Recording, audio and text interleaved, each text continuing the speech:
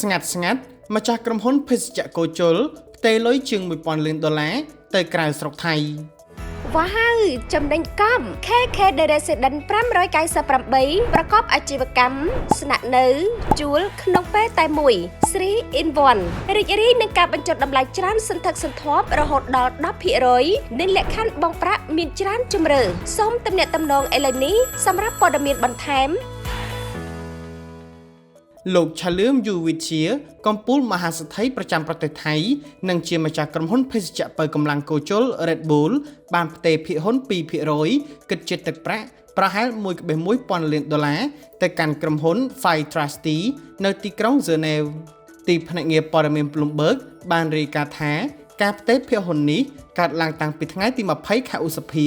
ប៉ុន្តែมันបានបញ្ជាក់អំពីមូលហេតុនៃការផ្ទេរភាគហ៊ុនដោយគ្មានការប្រកាសដំណឹងមុនបែបនេះឡើយ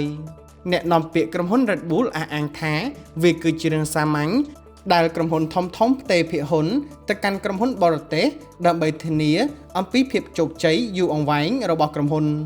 សូមជម្រាបដែរថាមហាសេដ្ឋីឆាលឿមយូវិទ្យាមិនសូវបង្ហាញមុខឬមានព័ត៌មានពាក់ព័ន្ធជាសាធារណៈឡើយសូម្បីតែអាជីវកម្មរបស់លោកក៏រក្សាភាពស្ងប់ស្ងាត់ដូចគ្នា